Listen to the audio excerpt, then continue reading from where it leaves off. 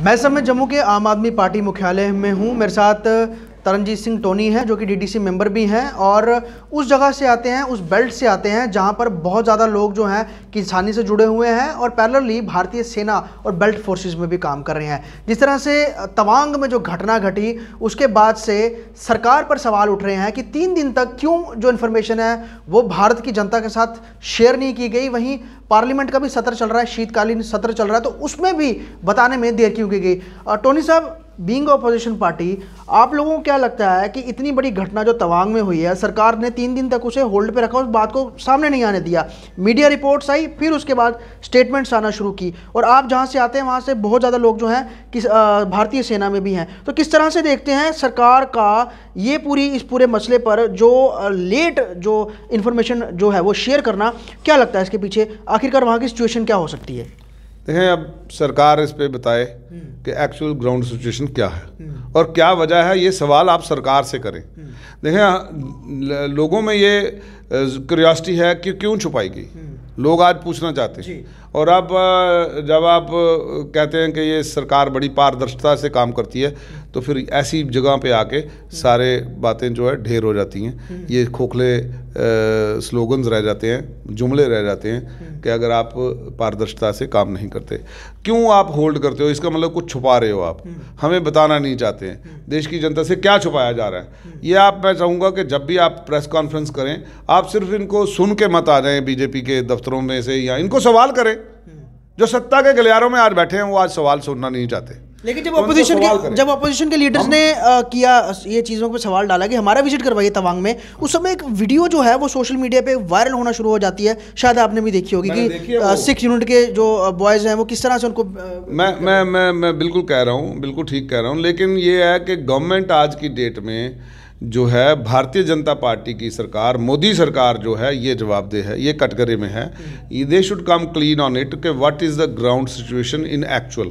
असल में वहाँ पे क्या हुआ है, क्या हो रहा है, वो तार जो दिखाई जा रही है वो क्या हमारी ही हद में तो नहीं लग गई कहीं जी, वो यहाँ आगे है। एक्चुअल बॉर्डर ALC कहाँ है, वो सारा तो जिसके ऊपर जो लोग ज़्यादा शोर मचा है वो यही कारण है। और जो अपोजिशन लीडर कह रहे हैं कि हमें वहाँ पे विजिट करवाइए आप, तो आप इस बात से सहमत है कि अगर क्लियर करना है तो ले जाना चाहिए? बिल्कुल, दिखाने में कोई हर्ज भी नहीं है। कोई हकीकत को दिखाने में क्यों आप सच्चाई पे पर्दा क्यों डालना है?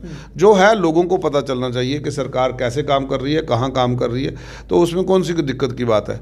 तो वो कोई आप हो सकता है आप ज़्यादा बड़ी ना लेके जाएँ टीम, छोटी टीम ले जाएँ, लेकिन अगर प्रधानमंत्री जी बिल्कुल ज़ीरो लाइन तक जा सकते हैं, सियाचिन ग्लेशियर में जा सकते हैं, तो मुझे लगता नहीं है कि एक छोटी टीम पार्लियामेंट की जा नहीं सकती। आम आदमी पार्टी एक राष्ट्रीय पार्टी है और अब राष्ट्रीय पार्टी होने के नाते दायित्व बनता है कि देश की सिक्योरिटी से रिलेटेड इश्यूज भी आम आदमी पार्टी खुल कर उठाए।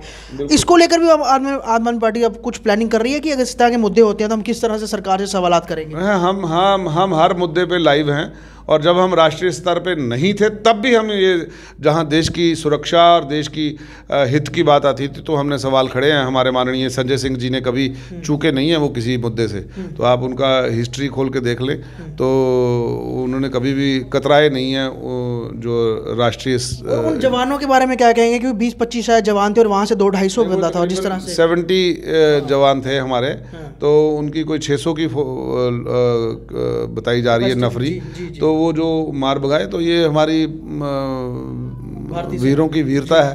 तो हमारी भारतीय सेना की जो एक बहुत बड़ी बात है, इसमें तो सराहनीय बात है। तो मैं समझता हूँ कि गवर्नमेंट को तो उन 70 नौजवानों को सम्मानित करना चाहिए जिन्होंने 600 चाइनीज़ को सोल्जर्स को मार भगाया, और सिर्फ डंडों के साथ, तो आप समझें कि वो 600 तादाद में इसीलिए आए थे कि शायद वो डर के भाग जाएंगे, कम गिनती वाले।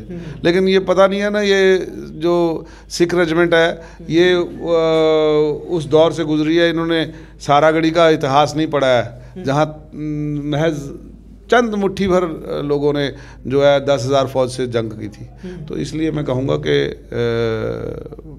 अभी गवर्नमेंट ऑफ इंडिया को उनको सम्मानित करना चाहिए, और they should take the opposition to confidence, और उनको सच के साथ तो तरनजीत सिंह टोनी साहब इन्होंने साफ तौर पे ये मांग भी की है कि उन तमाम जवानों को जो कि दिखे, और सोशल मीडिया पे वीडियोस इस तरह से वायरल हो रही हैं, हर कोई भारतीय बहुत गर्मान्वित फील कर रहा है। हालांकि वो लोग ही जानते हैं कि वहाँ क्या परिस्थिति थी, किस तरह से लाठियों से और पत्थरों से उन तमाम जो PLA के जवान थे उन्हें वहाँ से खदेड़ा गया, और जवानों की वीरता जो है वो साफ तौर पर वीडियो में दिख भी रही है। अब सरकार को उनको सम्मानित करना चाहिए, ऐसी इनकी डिमांड भी है, और साथ में उन तमाम पार्लियामेंटेरियंस को वहाँ पर ले जाकर विजिट भी करवाए। अगर किसी को लगता है कि वहाँ पर ये सिचुएशन कैसी है, ज़मीनी स्थिति क्या है, क्या चीन भारतीय जो भूमि है उस पर कब्जा कर रहा है नहीं कर रहा है, तो उसको दिखाने के लिए यकीनन सरकार को ट्रांसपेरेंसी से काम करना चाहिए, और इसकी मांग आम आदमी पार्टी भी करती हुई। जम्मू से ख्वाहिश पटेल की रिपोर्ट।